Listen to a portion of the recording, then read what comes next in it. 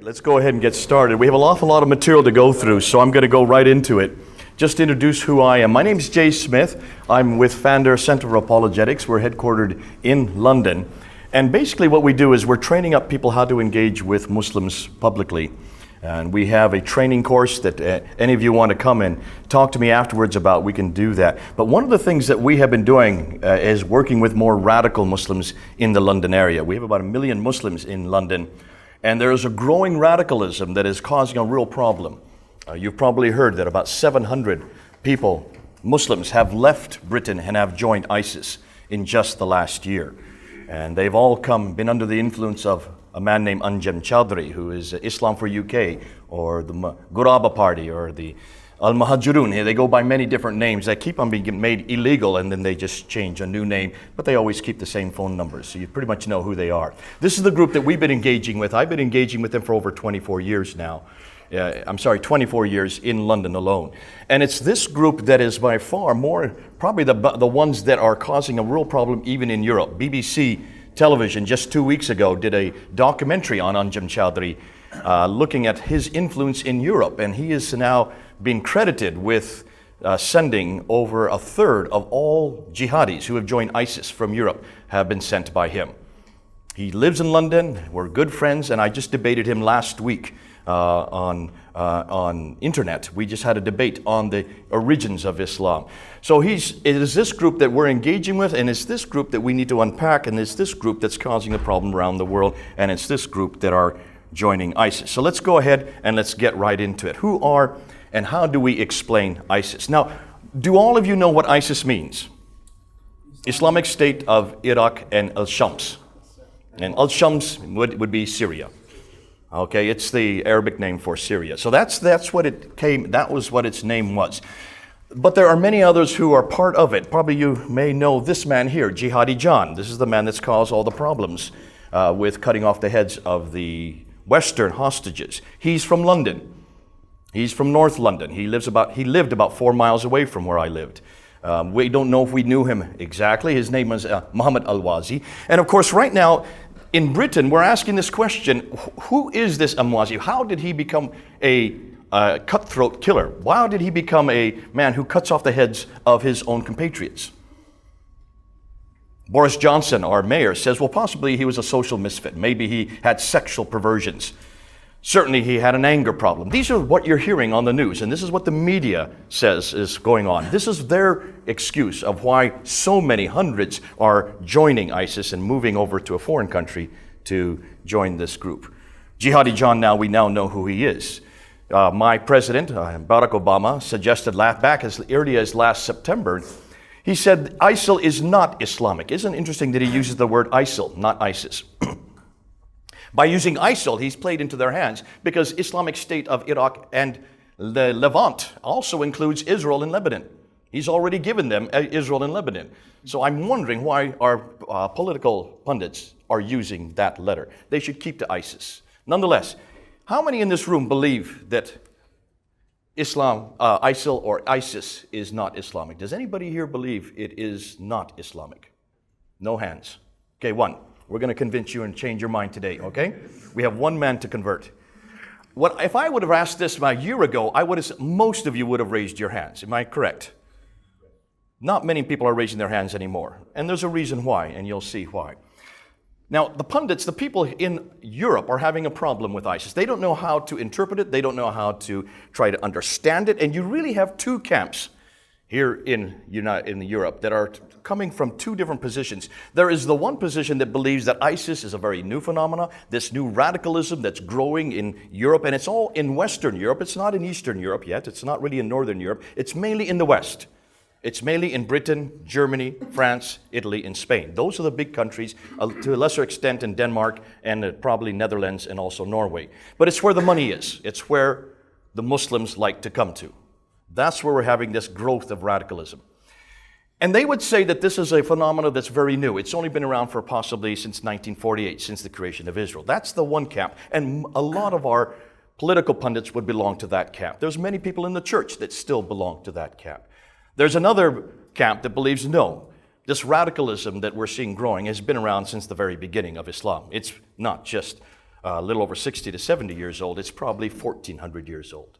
Now let's start with the first group. And this first group believes that ISIS is a product of this radicalization, this more fundamentally extremist mentality that was created because of the state of Israel in 1948, that it has been exacerbated because of what's happened geopolitically in the Iraq War in 2003, Afghanistan in 2001. These wars primarily funded and created by United States, therefore it's just enormous political reaction against that. And that's what many of our pundits are saying on television. They're saying it certainly in the media. They're saying it in our political bureaus. What about the church?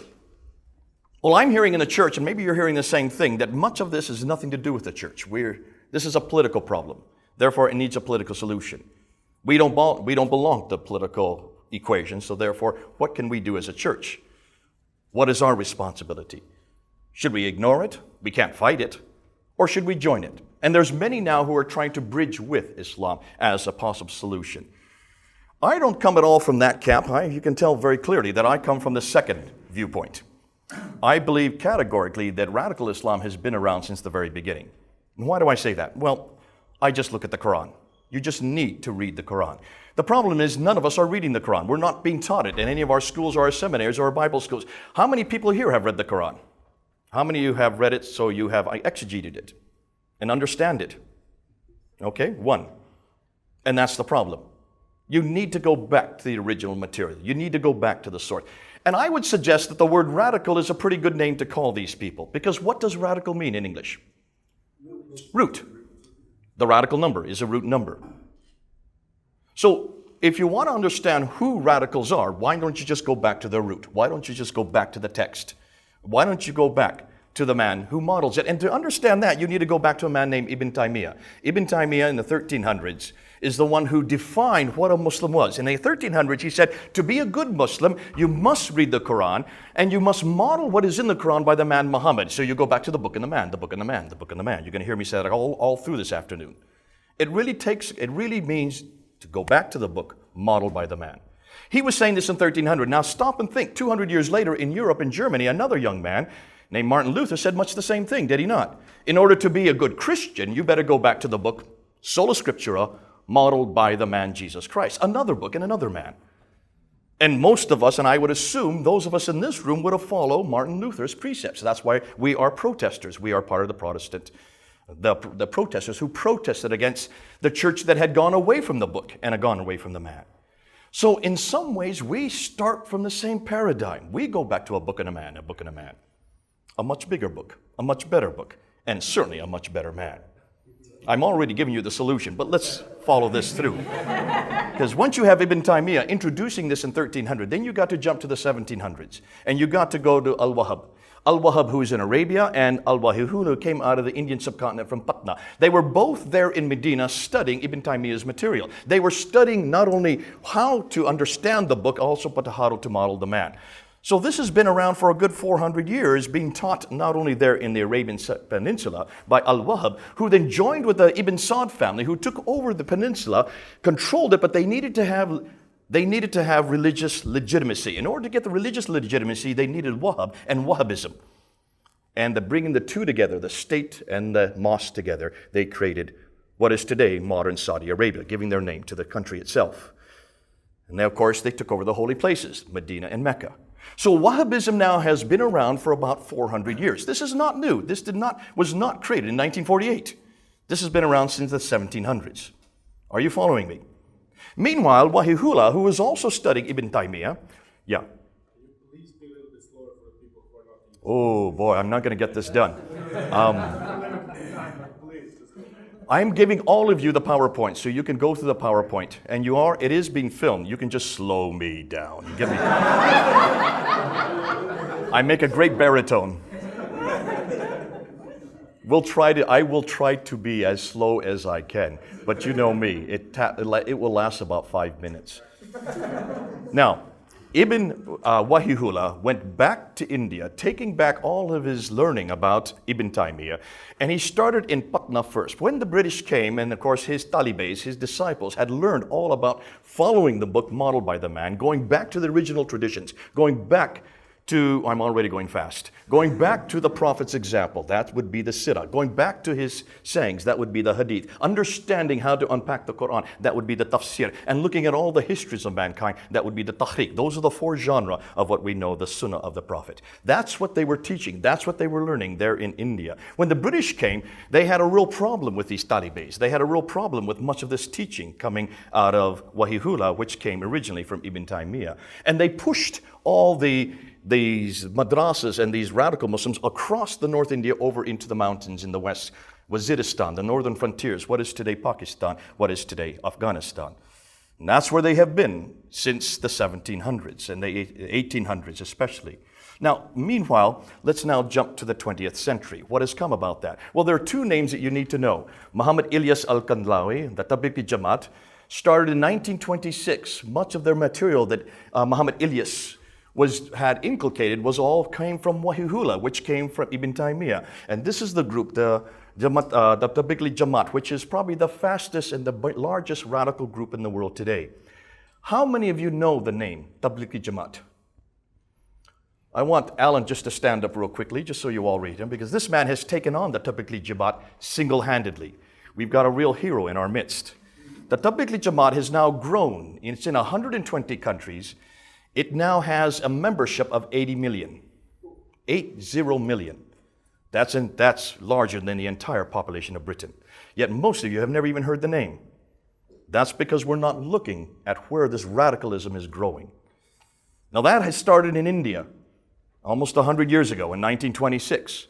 Meanwhile, at the same time, Abdul Maududi, who comes from very close to where I grew up in India. My parents are from India. My grandparents are from India. Their graves are in India. Our family's been in India for over 100 years. While this was going on, my family was there, and they saw this happening. Maududi lived and studied and had his madrasas just south of where I used to grow up. When I would go visit my parents, I would go through Deoband, where his madrasas were, and I could see the madrasas on either side of the railway tracks.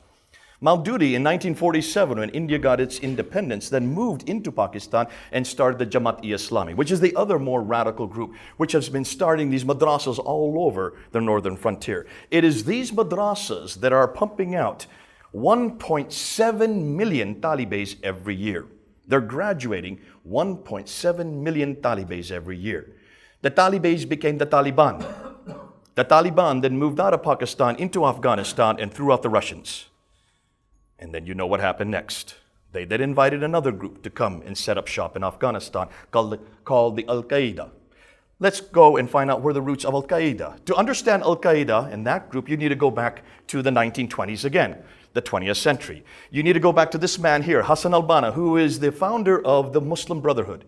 The Muslim Brotherhood, there in the 1920s, took all of Ibn Taymiyyah's material that had been given to Wahhab, and they took Wahhabism and they put it and they used it in a real form, in a real context there in Egypt, in the slums of Cairo. And his favorite student was this man on the right, Sayyid Qutb. Sayyid Qutb had memorized the Quran by the time he was 10 years old. The Quran's about the size of our New Testament. How many of you could have memorized the New Testament by the time you were 10? Can you see the prodigy of the people we're up against? He became the theologian for the Muslim Brotherhood. And then in 1956, he was jailed by Gamal Nasser because he was such a threat to Pan-Arabism. And for 10 years, between 1956 and 1966, in that 10-year period, he wrote two books, In the Shade of the Quran and Milestones. In the Shade of the Quran is the textbooks for radical Muslims all over the world today. It is the book that all the radical Muslims quote. That's why Sayyid Qutb is so important. He was executed by Gamal Nasser in 1966, so he became a martyr. Basically what he did is he took the Quran and verse by verse by verse by verse, he exegeted the Quran for the 20th century. Showed how to apply every verse for today, modeling the Prophet Muhammad as his model. See, we're all talking about the same thing, the book and the man, the book and the man, the book and the man.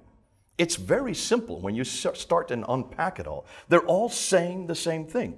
And they've been saying the same thing for 700 years. This is nothing new. Now, Said Qutb's favorite student was Ayman Zawahiri.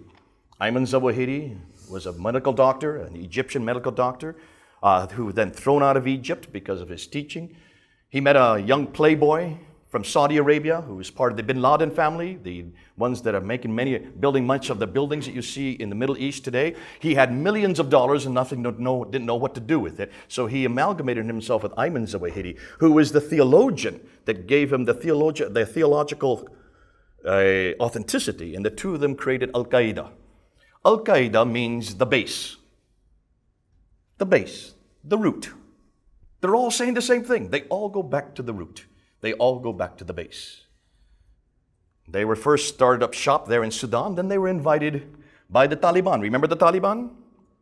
Started by the Pakistanis, now moved into Afghanistan, threw out the Russians, and invited Al-Qaeda to set up shop there in Afghanistan. And they, of course, then attacked the United States in 9/11. And that's where you all came into the picture. That's probably the first time most of you even heard about radicalism. That was the first time you probably knew that there was such a thing as radical Muslims.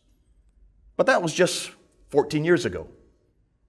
It's been around for 700 years, growing and growing and growing all over the Muslim world.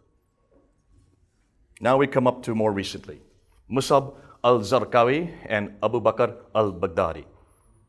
Musab al-Zarqawi was one of the lieutenants for Al-Qaeda. He was responsible for Al-Qaeda there in Syria and Iraq. He was the one that started the real brutalization using much of the Quranic material. He started applying it. He was then killed by the Americans. Abu Bakr al-Baghdadi, however, is the man that created ISIS, and he is the leader of ISIS today. He is from Iraq. He has a doctorate, a PhD in Islamic theology and Islamic history. We're not talking about floozies here. This man is an adept, knows exactly what he's doing. That's why we have to pay attention to men like al-Baghdadi. He is the one that controls ISIS, and he is the one that gives the theology and the theoretical material, and it's all based on the Book of the Man. We'll see that as we unpack it. Let's then, before we move on, jump to this man here. How many know Yusuf al-Qaradawi? How many of you even know that name? Okay, I was hoping most of you would know that name. This is the man that most Muslims follow around the world. This is the man that is probably the most prestigious cleric as far as an exegete today, because he's on Al Jazeera television every night. He's headquartered in Qatar. So therefore, he would be the moderate face of Islam. We were thinking and hoping that he would be the moderate face of Islam until July 7th, 2004. Now, those of you who are from the UK, you can see the significance of that date, July 7th. But look at the year, 2004. In July 7, 2004, he was invited by our mayor in London, Ken Livingstone, to come and show the moderate face of Islam. I remember him at Heathrow Airport. I watched the meeting that they had there. It was televised. And there on television, in front of the entire city, he was asked the question there, right after he got off the plane, what should we do with suicide bombers? Is this truly legitimately part of Islam? And his response right there in front of the cameras, yes, absolutely. Quoting Surah 6 and Surah 8. If you were attacked and you cannot use anything else but your bodies, use your bodies in the furtherance of Islam. And then he went on to say, without even being asked, and it's perfectly legitimate for men to beat their wives, quoting from Surah 4, Ayah 34, and it's okay for us to beat the homosexuals and beat the adulteresses, quoting from Surah 24, Ayah 2. Now, you can imagine poor Ken Livingstone standing next to him, how red-faced he became. They didn't ask for any more television interviews after that. They should have done their homework. They should have looked and seen where Yusuf Qaradawi comes from. First of all, he's Egyptian. But he was a student of Said Qutb. He was a student of Ayman Zawahiri. He was a member of the Muslim Brotherhood. Why hadn't they bothered to even look that up? He was just saying what he had always been saying to his own students. And his public face, now he was showing us his private face. Now we come to Britain, to the people that we're dealing with. And these are the guys that we have to deal with. Sheikh Omar Bakri Muhammad is a good friend of mine. He started the the Muhajirun Party in the late 1980s, early 1990s. I got to know him in 1993. We became good friends. This is the most radical group in Britain today. He invited me to go and actually teach one of his courses there in Tottenham. And he introduced me this way when I went to teach. He said, "This is my favorite Christian, but this will be the first man I kill when Islam comes to Britain." What an introduction. And I love him for saying that because he was being absolutely consistent. I knew exactly what he was saying. He was being true to his book and his man. Book and the man, book and the man. He is now no longer in Britain. He is in Lebanon. He's not permitted to return again because of all the damage he has done in Britain. The man that has taken over is Untitled Chapter, who is even more dangerous. He is, yes. What did he invite you to talk about? Oh, I talked about why I did not want the Khilafah to come to Britain. And I also did it at Trafalgar Square. I won't even get into that. That was even more fun. Anjem Chowdhury is much more clever. He's a lawyer himself, but he is British born and bred. From Pakistan, maybe, his parents. But you cannot throw him out. That's why he's still in Britain today. And this is the man that's causing all the problem in Britain. This is the man that I debated just last week. I've debated him about 4 times. But I find much more in commonality with him, as much as this may bother you, because we both start from the same paradigm. We both go back to the same model. We go back to a book modeled by a man. What's dangerous about him is that he can quote the Quran, and he can quote and give you reference after reference of the Prophet's own example. And that's why he's so powerful, and that's why he's so popular, and that's why he's so dangerous. Right now, help me here. EDO, what does that stand for? E is for extremist. D, what's the D? Disruption order is now going to be put into a law in about 2 weeks by Theresa May. That is a new order that's going to try to shut this man down. There's an entire order being put together by our conservative government. One of the first things they're going to put on the books to try to shut him down because of the damage he has done. Almost all the 700 who have left to become jihadis there in ISIS have come because of him. And this is the man that we're engaging face to face. Now I want to show you these 2 faces. These 2 men, I knew the man on the right. We had those on our team. We go down to Speaker's Corner every Sunday. We get up on ladders and we take on hundreds of Muslims at a time every Sunday afternoon. If you're in London, come and watch us. You'll love it. Don't get involved, just watch. It's great theater. This man used to come down all the time, and he would be there in our crowd. In 2002, in October, he suddenly disappeared. His name is Asif Hanif, and we want to know what had happened to him. We had been told that he'd gone to Syria to learn Arabic. It's a pretty good place to learn Arabic. And then also suddenly, in April 30th, 2003, these 2 pictures, their passport pictures, were on the cover of every newspaper. The day before in Tel Aviv, there near the ocean was a bar called Mike's Bar. Inside were about 200 people that were dancing. He tried to go in the bar, being an Indian. He thought he could get in quite easily. He was stopped at the door. He pulled the pin on his jacket, blew himself up, and killed 3 Israeli guards. Omar Sharif, not the actor, this is another Omar Sharif from London. He tried to get in as well. He pulled the pin on his jacket. It was a dud. And so he jumped into the ocean and drowned.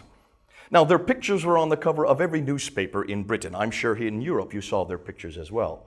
And the question that was being asked was, why were these 2 British born and bred, Asif Hanif went to Kingston University, Omar Sharif had a wife and kids. They had their whole futures ahead of them, both university educated, had good jobs. Why were they blowing themselves up in Israel? And I wanted to find out that answer. So I went down to Speaker's Corner that next Sunday. No one was talking about these men. So I got up on my ladder and I held their pictures up. And I said, I want to talk about these 2 men. And I sucked all the crowds from the other ladders and they all came to my ladder. And I said, I want Muslims front and center. I want to talk to you Muslims. I said, how many of you Muslims standing right here, how many of you are willing to blow yourselves up for your God? Right here. Well, first of all, I asked how many of them are Muslims, and about 30 raised their hand. Then I said, how many of you who are Muslims are willing to blow yourselves up for your God right here at Speaker's Corner? And about 15 raised their hand and start punching the air. Alhamdulillahi, Allahu Akbar, Takbir, and they would go phrase after phrase, and you could see the shock on the faces of the people that were watching. And I looked at the faces, and they were horrified by what they were seeing right in front of them. And I said to the people, look at these faces. Memorize these faces. This is not a faceless enemy over there in Iraq and Afghanistan. You've got a problem right here in London. What are you going to do with these guys? Now, that was in 2003. You all know what happened 2 years later. July 7th. Remember I told you, remember the date. July 7th, 2005. 4 young boys, men, came down to London, got on 3 trains and 1 bus, blew themselves up and killed 52 others. That's why we now use the number 77 instead of 9/11. That was our date for London. 2 weeks later, 5 other young men tried to do the exact same thing with 5 other backpacks on 5 other trains. Fortunately, though the detonators went off, the liquids inside the bombs had deteriorated, so there was no damage done. They are now in Belmarsh prison. We've had the Blue Water bombers. They tried to blow up Blue Water Mall with fertilizers. We've had the liquid bombers who tried to blow up Heathrow Airport. That's why you can't take liquids on board plane. It's because of Heathrow Airport and the Muslims that try to blow up our airplanes there. We've had the medical bombers, the 4 medical students that tried to blow up 2 of our pubs, and then they finally went up to Glasgow and tried to blow up Glasgow. 1 was killed in the process. We've also had the shoe bomber from Brixton, the underwear bomber who came from UCL, who tried to blow up that plane landing in Detroit. Look what we've had. We've had so many of these men trying to blow themselves up in London alone. Right now in Belmarsh prison, there are 149 young men in prison, there in London. Every one of them has either been caught making bombs, transporting bombs, or blowing up bombs. Every one of them are Muslim. And all of them, except for 4, are British citizens. Can you see our problem? This is not a foreign problem. This is our problem. This is a European problem. In this case, it's a homegrown problem. We were identifying it in 2003. We're now in 2015. And still our government is not looking up and looking at it. Now, to understand what their agenda is, you need to go and see what they're saying. I went back in 1992 when I came to London to work with radicals. I went to as many Islamic societies as I could to go and find out what they were saying. And I would go to King's College, to University College of London. I went to School of Orient and African Study, Imperial College, London School of Economics. I went to all the Islamic societies and I listened to their speakers. I was the only white person there, certainly the only non-Muslim there in any of these groups. And this is what they were saying, that Islam was going to come to Europe, especially after 1993, after Sheikh Omar Bakri came to these Islamic societies. When I started in 1992, these groups would be maybe 20 or 30, very small. Soon as Sheikh Omar Bakri came in, they had to jump to 200 to 300, and they had to use large assembly halls because of his popularity. And he was looking at the Prophet's life, and he says, to understand what our job is, we must see what the Prophet Muhammad did. And from 610 to 622, that was the pen stage, they call it. This is the stage where you just use any means possible to get the message out. That could be videos or DVDs or anything that would get the message out through media. That's the pen stage. But then when Muhammad moved to Medina in 622, from 622 to 624, the next 2-year period was what they call the scale stage, where you start imposing rules and regulations, laws and institutions that start imposing Islam upon the populace. That's already happening in Britain. And this is what Alan Craig is fighting against. And he and Baroness Cox are trying to stop these laws, the Islamic courts. We now have, 80 Islamic courts now that are legitimate. These are all legitimate courts within British law that are based on Sharia law. That's the second stage. But in 624 then, the Jews rejected him, so he rejected the Jews. And then he started using the sword. And you have the Battle of Badr in 624, followed by the Battle of Uhud in 625, followed by the Battle of the Trenches in 627. And then after that, you have about another 27 battles that are all documented. So from 624 to 632, the last 8 years of his life was imbued with violence, using the sword. Now, they would say we're just now moving into the sword stage. 9/11 in America, 7/7 in Britain. For those of you in Denmark, in Spain, in Turkey, you have your own dates. It's now coming to Europe. That's the new stage, the movement over into the sword stage. When I was there listening to what they would say, they were saying this: the West is in decline, and it's very true. They would say culturally it's in decline. There's no sense of identity in Britain anymore. We've lost our sense of identity. Socially, dysfunctional families, enormous amount of one-parent families with all that has to do with the children. Morally, just look at our TV or movie, just look and see what's happening on the internet, the promiscuity that is there. They said this is part of the decline of the West. Spiritually, only 5 to 7% of the populace in any of our countries goes to church anymore. In Britain, it's 7%. It's even worse in many of your countries. Economically, the whole capitalistic venture is a part of the decline. The fact that all of our capitalism is based on usury. And then, of course, politically, the fact that we use democracy is a complete anathema for Muslims. They believe in a theocracy with Allah at the top, under which comes the Khalif, under which who's taken from the ulama, under which comes the Ummah, which we the believers, under which comes the Al-Kitab. That's us. And at the very bottom would be the Kafir, the idolater. So there is the theocratic the state that they want to impose. And that's what they want to get to, and they want to bring to Britain and Europe. The answer, if the West is in decline and Christianity pretty much has lost its sell-by date, what's the only other religion or the only other philosophy, the only other ideology that can replace it? And of course the answer is radical Islam. Eradicate the immorality and impose Sharia law. Eradicate the usury and impose Islamic banking. Eradicate the democracy and impose the caliphate. And eradicate Western militaries and impose the Ummah. So that was and I've been hearing this since 1993. This is not new. That's over 20 years I've been listening to this. But no one else is listening to it. And certainly our pundits aren't listening to it.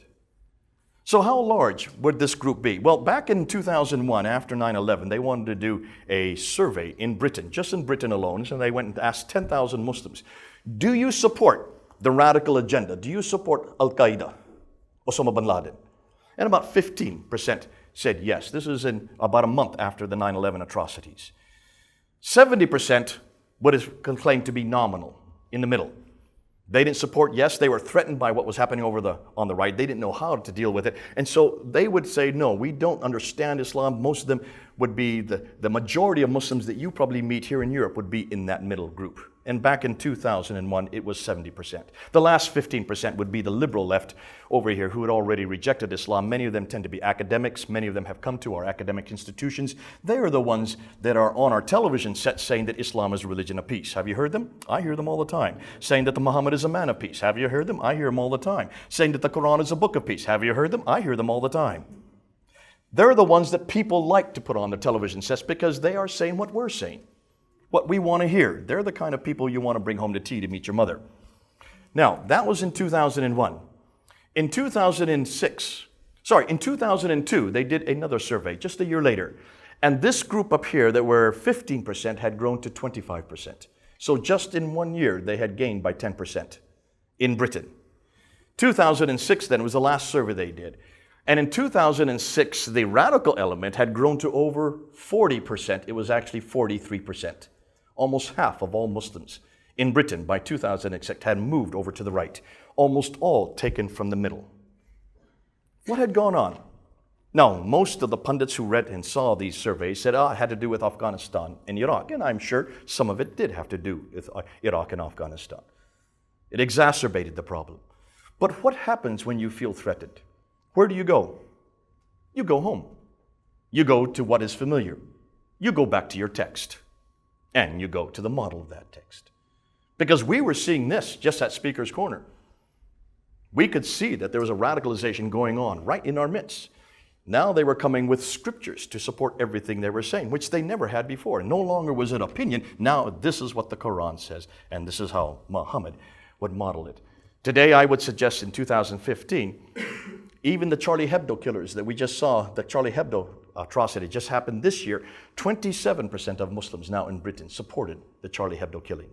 That shows you the enormous movement towards the right. What do other leaders say? Khomeini says that all adult males must prepare themselves for the conquest of other countries so that Islam is obeyed in every country. Islam wants to conquer the whole world. Those against war are witless. Islam says, kill all the unbelievers, put them to the sword, and scatter their armies. Kill in the service of Allah. Ahmed Tamidi, another cleric, not a cleric, he's actually a political commentator, says, whatever good there exists thanks to the sword, people cannot be made obedient except with the sword. The sword is the key to paradise. There are hundreds of psalms and hadith urging Muslims to value war and to fight. Even Erdogan, talking about moderate Muslim, he doesn't believe there is any such thing as moderate Muslim. There is no moderate or immoderate Islam. Islam is Islam. That's it. Where do they get their material from? From two sources, the book and the man, the Quran and Muhammad. Now, let's look at the book. And I asked this, and I've asked this for 33 years. I've asked Muslims who are moderates or liberals, this idea that the Quran is a book of peace. Where are those peaceful verses? You ask them. Ask them to tell you, show you one verse in the Quran that says they're to have peace with you, a Christian. In 33 years, I've not heard a response. Now, I heard this kind of response, Surah 2, Ayah 2, 5, 6. For there is no compulsion in religion. If they ever give that one to you, ask them to read the rest of the verse, or the verse that follows it. You will see it has nothing to do with Christians. It's for Muslims. There is no compulsion in religion, but those who stand against Allah, great shall be their perdition, for they will be in hell. Now tell me if there's no compulsion. Just read the entire verse. They like to use Surah 109, unto you your religion and unto me my religion. That's probably the only verse you're going to get where at least it allows us to continue what we believe. But remember, Surah 109 is one of the earliest references, the earliest surahs. You need to go to the law of abrogation, which is built into the Quran, because you have contradiction after contradictions, about 225 contradictions within the Quran alone. So therefore the Quran has imported its own law of abrogation. In Surah 2, Ayah 106, and Surah 16, Ayah 101. If you have a verse here in the Meccan surahs, and you have another verse here that is Medinan that contradicts it, you always go with the Medinan. You always go with the later verse. It abrogates it. It's called the law of abrogation.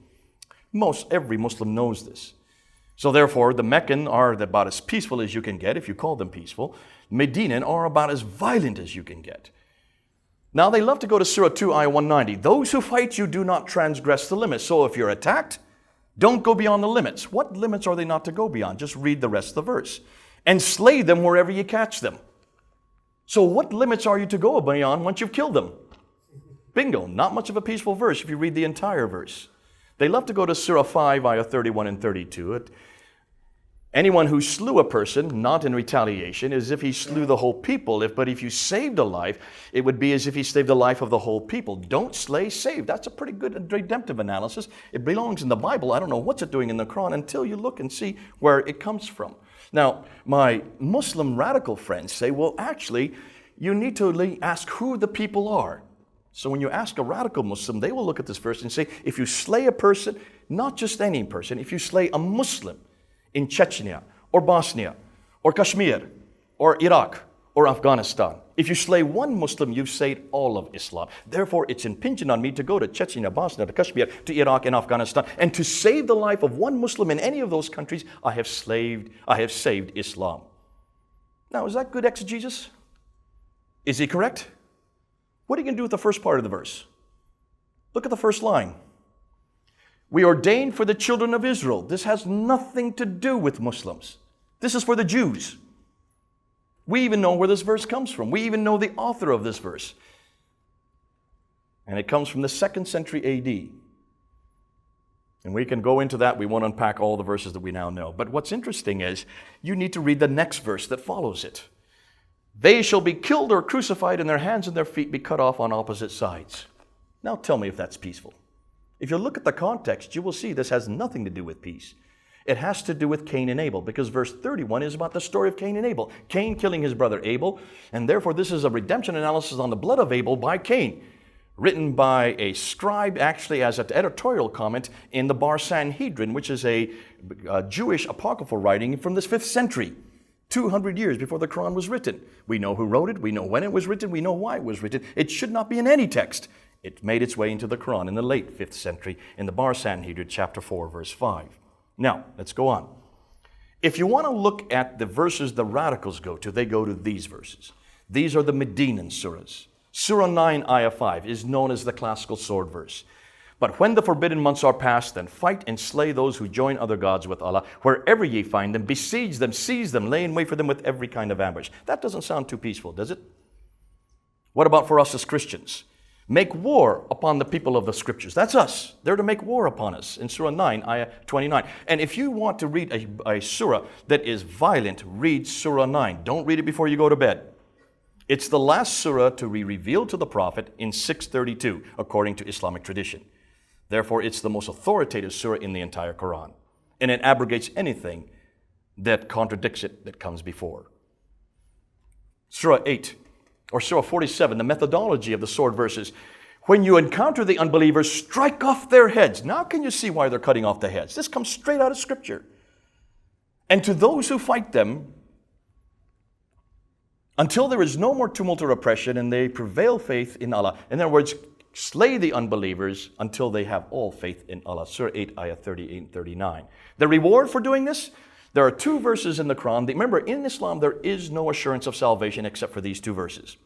These two verses in verse 74 of chapter 4 and verse 4 to 6 of chapter 47 say that he who fighteth in the cause of Allah, soon shall we give him a great reward of great value. Those who are killed in the way of Allah, they will be admitted to paradise. This is the only assurance of salvation you get. Can you then understand why so many young men and women are volunteering themselves to go and die for Allah? Because of these two verses. Doesn't matter what you do, the minute beforehand or the day beforehand. I want you to look at these verses here. 149 violent verses. How many of you knew this before today? See, you're not being taught this. You're not being taught this by anyone, anywhere. 149 violent verses in the Quran. And yet, we're still told that this book is a book of peace. So, how should we exegete these verses? Well, the way to exegete it, as I've always been told, is you go and find out what the author intended. So you need to go back to the author of the Quran. There is no author. Well, that's not quite true, but that's another lecture. Most people would go back to Muhammad because he's the model for this book. And if you want to go back to Muhammad, you need to go to his biography, the Sirah. You need to go back to his saying, the Hadith. When you look at his biography, you can see between 624, 625, 627, he threw out and he destroyed the Jews that were there. The Banu Kanuka family in 624, the Banu Nadir family in 625, the Banu Qurayza family. He took all 800 men. After having defeated them, he took them out to the desert. He gave them, each one of them, spades. They dug their own trenches. He lined them up in groups of 10, and he cut their throats and let them fall into the grave, into the trenches. I'm saying that for a reason. You'll see why. You can find this in Ibn Hisham, you can find this in Al-Waqidi, you can find this in Al-Tabari, you can find this in Al-Bukhari, and you can find it in Sahih Muslim. I've given you 5 sources in 3 different genres of the Sunnah of the Prophet. Check me out if I'm wrong. This story is very well known by the radical Muslims. Those who criticized him, Asma bint Marwan, who is a poetess there in Medina, when he moved there in 622, she wrote poetic verse against him. He said, who's going to take care of this woman for me? That night, one of his disciples went to her house. She was suckling one of her 6 children in bed. He took a knife and stabbed her through the heart, killed her immediately, came back to Muhammad the next morning, told Muhammad what he had done. He turned to his disciples and said, blessed are you for what you have done for your prophet. What was her crime? Poetic verse. That was her crime. Can you then understand why you do not criticize Muhammad if you look at him as your example? That's why these 12 cartoons in Denmark cause such a furore all over the Muslim world, because they have read the story of Asma bint Marwan. And it's not just Asma bint Marwan. We know of 25 people that were killed by Muhammad, and their only crime was criticism of Muhammad. You do not criticize Muhammad. Pain of death. Now, with these scriptures and the example of the Prophet Muhammad, can you then understand why so many within Islam today are saying what they are saying and doing what they are doing? Their authority, they believe, is that of Holy Writ. A divine authority modeled by the greatest and clearest paradigm for mankind, for all peoples, all places, and for all times, including Iraq and Al-Shams, or Syria today. So, let's go right into ISIS. This is one of their propaganda posters. You can see the flag there. It's got the Shahada. There's only one God but God. In the middle is the imprint, is the signature of Muhammad. That is his signature. And Muhammad is the Rasulullah. He is the Prophet of God. That's the Shahada, both top and middle. That is the flag that Muhammad used. That's why they're using it. The black flag of Muhammad. Taking and re-bringing back into the 21st century what was used in the 7th century. And this is their leader, Abu Bakr al-Baghdadi, as I mentioned earlier. Now, he was the military leader until July of this year when they took over Mosul. He then went into Mosul and he did the khutbah at the largest mosque there in Mosul. Remember when that happened? He put on religious dress. He grew out, let his beard grow out. By doing that, he was now bringing the state and the mosque together. The secular and the sacred were being brought under one caliphate. And that's why he then took off the last 2 letters. No longer was the Islamic State of Iraq and Al-Shams. He now was the Islamic State, point blank. He now became the titular head for all of Islam. That's what he was saying. There is the symbolism. You've got to see the symbolism. That happened in July. But before that, back in May and June, ISIS came across from Syria, from Raqqa. They moved across into Iraq with 800 men. Do you remember it? It was on our papers. And they did a blitzkrieg right down through the 2 rivers primarily. But before we do that, look at the reference for that. Against them, make ready in strength to the utmost of your power, including steeds of war, to strike terror into the hearts of the enemy. So there's the scriptural reference to support what they were doing.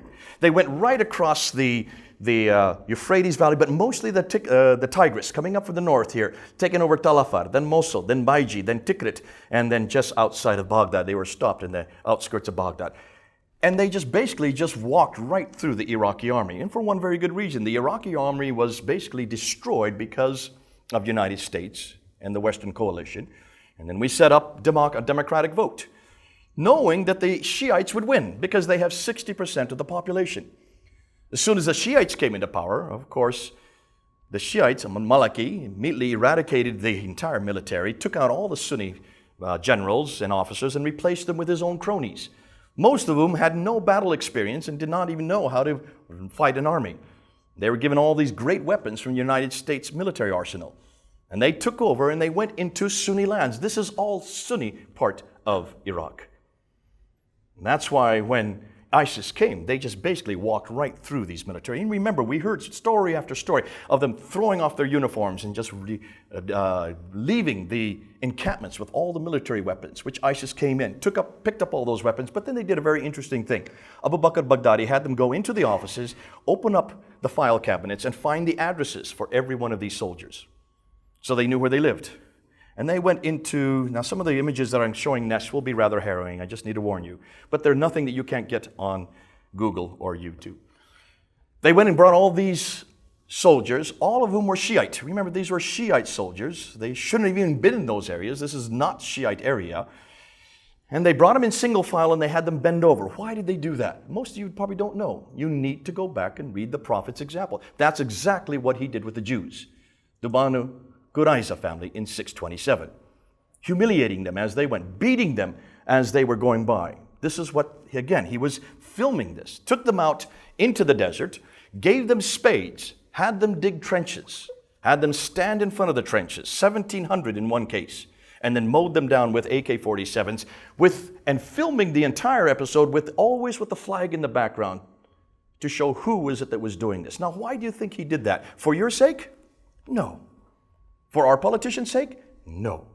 For every Muslim that saw this, they were seeing today in the 21st century what Muhammad was doing in the 7th century. It was for other Muslims around the world to see, I am doing what the Prophet has told us to do. This is what Muhammad did to the Jews in Medina. I'm doing the same thing to the Shiites in Tikrit. These are all from Tikrit that they just taken back. Using trenches, just like Muhammad did in 627. You get that in Siratul Rasulullah of Ibn Hisham from 833. Quranic support, Surah 9, Ayah 23. Fight those of the unbelievers who are near you and let them find you in hardness. Then Surah 2, Ayah 190. Slay them wherever ye find them and drive them out of the places whence they drove you out. See, this is Sunni land. They were driven out because of the American conflict and Saddam Hussein being dethroned and replaced with Shiites. That's why you have this hatred between the Shiites and the Sunni that goes back 1,300 years. I don't want to say 14, but 1,300. As far as the crucifixions and the beheadings, these were done to the Christians. This is from Aleppo. There they are. They're being crucified. Their heads are being put on the gates, always with the ISIS flag in the background. Where's the Quranic support for that? They shall be killed or crucified, or their hands and their feet be cut off on opposite sides. Surah 5, Ayah 33, that I read earlier. Surah 47, Ayah 4. When you encounter the unbelievers, strike off their heads. It's as simple as that. If you have any doubt of the exegete of this verse, you look at the first 3 verses. The first 3 verses of Surah 47 tell who a believer is and who an unbeliever is. Then verse 4 says, and strike off the heads of the unbelievers. It's as clear as black and white. You can understand then why they're doing what they're doing.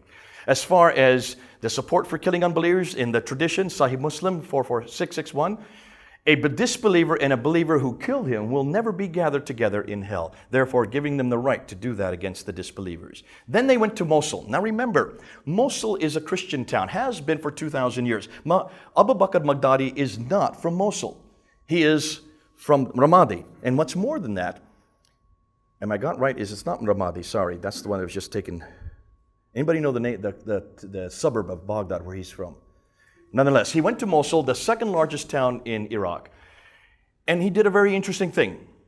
After he'd taken all the money out of the banks as a war chest, he then went to every one of the Christian homes and put this symbol up. This is the Nun symbol. I saw a young man walking around today with that shirt on, with that letter. That is the letter Na, Nun, in Arabic. That's the first letter for the word Nazarene, which is what we are called in the Quran. We are called Nazarenes, named after Jesus the Nazarene. Okay? We are the Nazarene. That's our name. That's our letter. That is the letter that Muhammad used to locate all the Christians living in the Arab Peninsula. The same thing Muhammad did, he was doing today. Abu Bakr Baghdadi was doing. And then he gave them three options. They could either convert to Islam, or secondly, pay the jizya tax.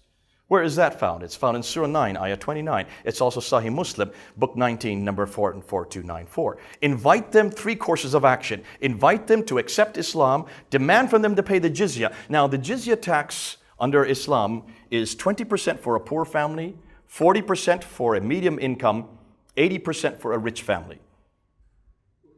If you don't do one of those two, number three, then kill them. Now, fortunately, the Christians in Mosul did a fourth option. They fled, and they fled to the Kurds up in the north. So that today there are no Christians left in Mosul, a town that has been theirs for over 2,000 years. How many people complained when that happened? Did our governments complain? Did we do anything when that happened? Not a thing. They went to the churches, took off the crosses, and put up their flag instead. They went to the Mar Benham Monastery, a 17th century Chaldean monastery, a 4th century monastery. It has the oldest Chaldean text of the Bible anywhere in the world. They destroyed and burnt all the manuscripts. How many of you even knew this? BBC ran an article on it. Only BBC even mentioned this, yet this is our inheritance. This is part of our heritage. The oldest Chaldean text burned just last July. No one complained. No one said diddly swap. Not a thing. What's the support for it? Surah 5, Ayah 51. Take not the Jews and Christians for friends, for they are friends of one another. He among you who taketh them for friends is one of them. Lo, Allah guideth not wrongdoing. Sahih Muslim, Book 19, number 436 says, I will expel the Jews and the Christians from the Arabian Peninsula and will not leave any but Muslim. Then they went to our secular institutions and they started destroying the museum pieces. They're in Mosul in February of this year. There you can see what they did in Nimrud. This is pre-Islamic. These are Assyrian artifacts. We have these in the British Museum. Nimrud, where the Yazidis come from. And then just most recently, here in May and June, it's going on right now as we speak. They just took over Palmyra a few weeks ago. And now they're starting to destroy the artifacts there in Palmyra. It's happening as we speak.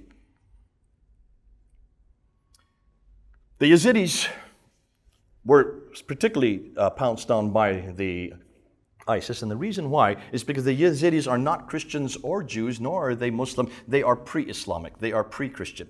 They are Zoroastrian in nature. They come from a sect that has been in the Nimrud area long before any other, and so they are seen as idolaters. They are believed to worship the devil, in fact. And so that's why they especially took them as prisoners and brought many of them to Raqqa and started selling them as slaves, as sex slaves. Where's the support for that? Surah 4, Ayah 24. Also prohibited to you are all married women, except those which your right hand possesseth. That means any woman that you have as a slave of war, you can do with as you wish. And there it is, right out of Scripture. Now remember, I said they had 800 when they went into Iraq. There are now, according to the latest CIA figures, as many as 200,000 fighters.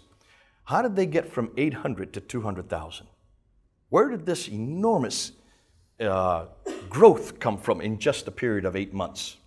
Well, you can see, this is what the CIA has put up. Now, this is from September, so this is out of date already. We don't know what the latest figures are. I would imagine it's much more than that. But look how many on the left from Belgium, Denmark, France, Australia, Norway, Netherlands, Austria, Ireland, Britain. Take a look at all the ones that have come out of Europe, just out of Europe, to join ISIS. You can see some of them have posted their pictures. Chechen, there's a fellow from Minneapolis, German, Australian, Welsh, Austrian, French. They're coming from every one of the European nations and America as well. Here's a man we used to know. He was a Hindu. His name was Siddhartha Dar. He then converted to Islam last year. He used to come down and we would have debates with him. One of my friends on our team, in fact, got to know him very well. Interestingly, last December, he kidded with him. He says, when are you going to go join these guys? The next week he joined. This is a picture in Raqqa that he then put back, and it was all over our papers. He's now Abu Ramaisa. He took his whole family with him. He is now joined ISIS. So some of these are very close friends of ours. The one that probably took out the most coverage is these 3 girls from Bethnal Green. Now, we've had 700, but they pinpointed these 3 girls because of the fact that they were just 16 and 17 years old. The one in the middle was very interesting, and her father got quite upset when he went in front of the cabinet there, and he went and that's him on the right. He brought one of his daughter's teddy bear and blamed basically the police for not stopping her from going and joining ISIS. And he almost was crying on television. About a week later, they then revealed these pictures of this man. There's the father that was crying and saying that his daughter was controlled and was influenced by people on the internet. Take a look at what he was doing there. He's burning the American flag on one of the big demonstrations against the West. This is just about a year earlier. So can you even understand? You must be careful about what even parents say. That's a picture of one of the 3 girls when she got there, kind of laughing at the British police for not being able to stop her. She and the other 2 have now joined what they call the Kunsa Brigade. The Kunsa Brigade is made up only of British girls who have joined. They all then wear black, they carry Kalashnikovs, and they have become female police. They police other women. They are also responsible for the sex slaves. These are all British, born and bred, and they do everything in English. So who's going to confront this? Who can confront ISIS? And this is the big question, and this is what most people are asking today. Who is able to confront them? Well, I would suggest, and most of you would say, that it's the state that is to confront them. That's their job. They have been given the might, the wherewithal. It's their function to protect us. It's their function to police the world. And I would say this, most people in this room would say that's their job, that's their problem. And the state did. I mean, the United States finally got into this battle, but look and see when they finally entered the battle. They only entered the battle when the Yazidis were caught up on Mount Sinjar. And the media made a huge furore about this. All over the press. Suddenly the media woke up. We've got to do something about this because these 40,000 Yazidis are caught with no one to protect them. The Kurds were trying to protect them, and God bless the Kurds. They have done the best of anybody there. They are the only ones that have been able to stand up to the ISIS. And there's a reason why the Kurds are unique, because they grow up as warriors. They have always been involved in warfare. Their whole lives are imbued with warfare. That's why they are hardened, much more so than any other group there. The Kurds tried to support the Yazidis, and they couldn't. They finally had to give up. Finally, America came in and started using their air power to push back ISIS, using their aircraft carriers. And America probably is the only country that's capable of doing that because we have a $600 billion defense budget. No other country has more than $100 billion. We have 10 aircraft carrier groups. With each aircraft carrier comes 26 ships. What other country has more than 1 aircraft carrier group? Can you see why we can be on any country and in any water anywhere in the world, and we can fight 2 wars simultaneously at any time?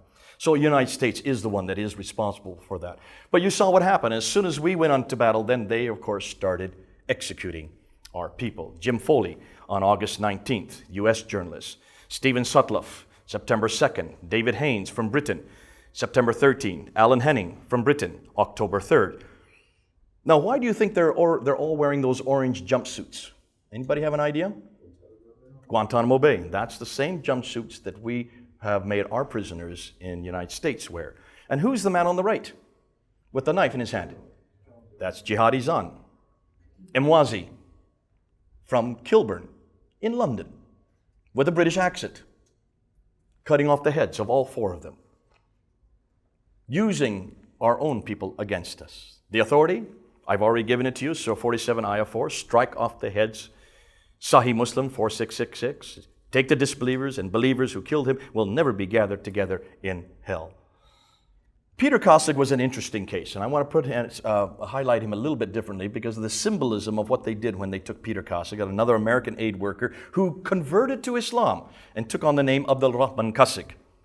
So he became a Muslim himself, but that did not help him because he was the wrong kind of Muslim. He was not a radical Muslim. So he was executed on November 16th. But take a look, and I want to show you what happened when he got executed. He was not just executed by himself. He was executed with 18 Syrian soldiers and pilots. Do you remember this? They were all then led out. The men who were going to do the execution all had their faces uncovered with the ISIS flag. Why do you think they had their faces uncovered? This is the first time that they've let us see the executioners. Every one of those men came from a European country, a non-Muslim country. They wanted them to be all identified, showing that this is not just Iraqis and Syrians that are part of ISIS. This is the whole world is part of ISIS, especially non-Muslim countries. They all had them grow beards, and they all had them tuck their trousers into their socks. What's the symbolism there? Well, you won't know unless you read the Prophet's example. You go back to his biography. The Prophet very clearly says that if you're to be a jihadist, if you're to be a man of God, you have to have a beard the length of one hand. Now, I don't see anybody here that's a good theologian yet, but you're almost on the way. You'll soon be there. There you go.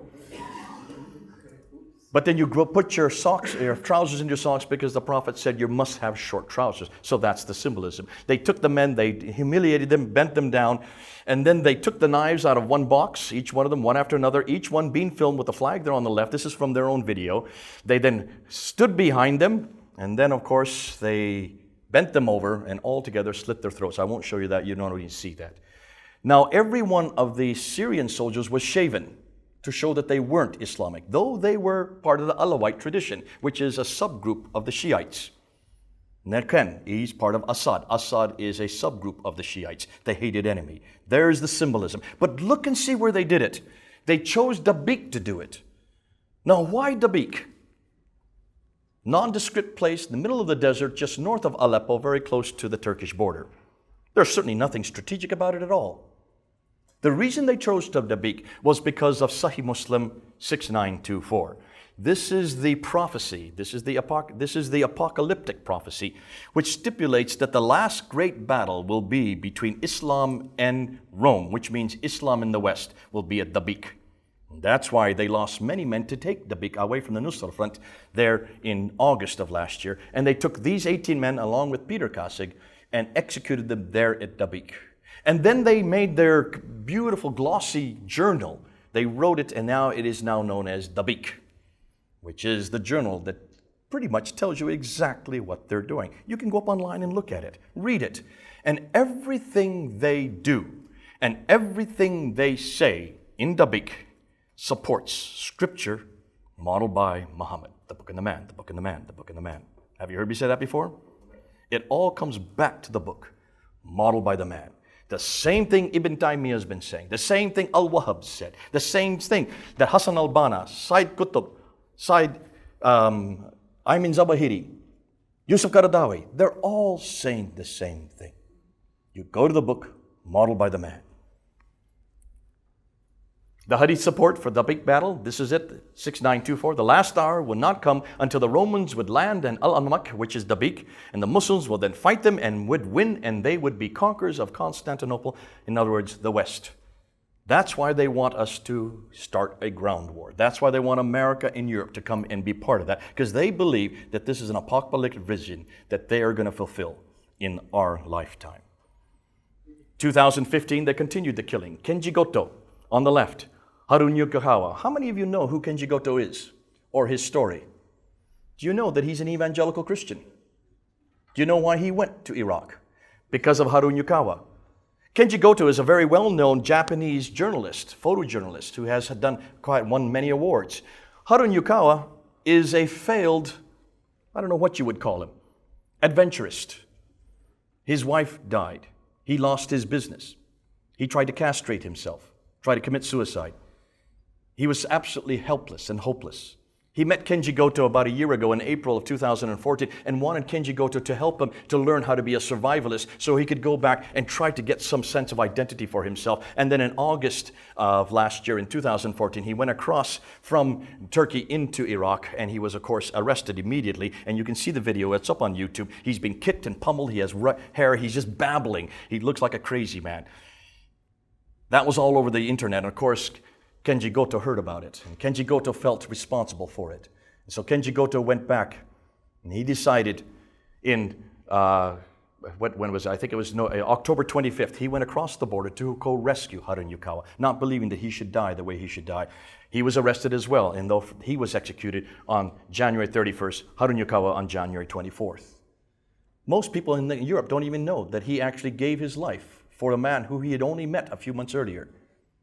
He purposely went to save Harun Yukawa, knowing that he could die, just had a child born 2 weeks before he crossed the border. That's the sacrifice that most people don't want to talk about. Muat al-Kasabe from Jordan, you know that story there. And you know what happened with him when he was burned alive, that Jordanian pilot. But possibly the more poignant is the 21 Coptic Christians that were killed in Libya in February of this year. And what was interesting is they filmed the entire execution. And because they filmed the entire execution, please don't watch it, but look and see, before they were executed, every one of these 21 Coptic Christians started praising the name of Jesus. Ooh, it brings tears to your eyes. Their families saw it. And their families started praising God because the last name on their lips was Jesus' name. What a testimony for Christ. What a testimony for Christ from these cops. So, who's going to stop this ideology? Who can confront this ideology? Listen, the state can't. Please don't think the state can do this. Because if you're going to stop this ideology, if you're going to confront it, you're going to have to confront the Quran. You're going to have to confront Muhammad. The state cannot do that. They're not capable of doing that. It's not their remit. They only want unanimity. They do not want confrontation. There are some that are doing it. The Kurds are doing it. The Syriac Christians. This has just come out even yesterday. I've just put this slide up today. This is a new front that's just now beginning. And Jihadi John helped me about this, and he said it's just now coming from the yellow part over here on the right. They're now moving, and they're going to try to confront Raqqa with 40,000 using American air support. It's on BBC this afternoon. This may be one of the few possibilities of doing it. But who can really confront radical Islam? See, in order to confront radical Islam, you're going to have to confront them head on in the public sphere. There's some of us in Britain that are doing it. These are some atheists that are doing it. Tom Holland, who's a historian. Geert Wilders out of Netherlands, who's trying to confront the Quran, and he's been probably the most successful in Europe. Anne-Marie Waters, who's debating them in the Oxford Union, in the Cambridge Union. Douglas Murray, writer and debater. These three are all friends of ours. In fact, all four of them are friends of ours who are actually doing it from an atheistic standpoint. But really, the atheists don't have anything to replace it. They have nothing better than basically this just is not relevant for today. That's all they can say.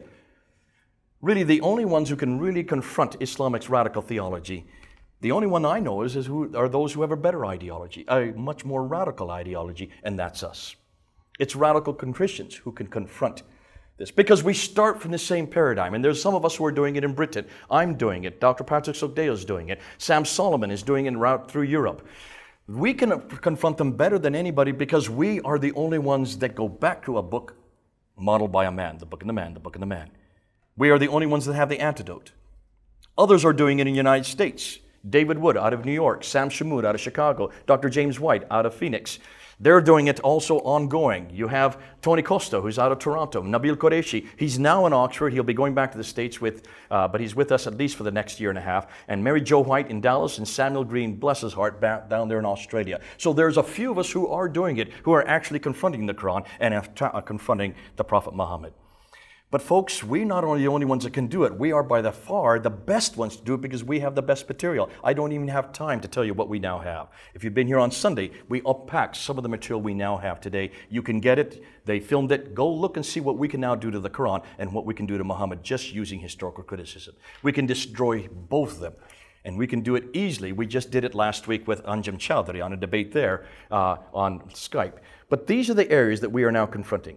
The Bible versus the Quran, the kingdom of God versus the Khilafah, the women in the Bible versus women in the Quran, Jesus versus Muhammad, Yahweh versus Allah, peace in Christianity versus violence in Islam, and the relevancy of Christianity and irrelevancy of Islam. Folks, we have the solution. We are the only ones that can do this. I see that. Can you then understand why we need to be in this battle? This is our battle. This is our time. This is our day. And who is the solution? What's his name? Jesus. I can't hear you. Come on, say it louder. Jesus. What a man for today. What a time to do it. And of course, what a gospel that we can bring. We'll bring it back over to you. Thank you for your time.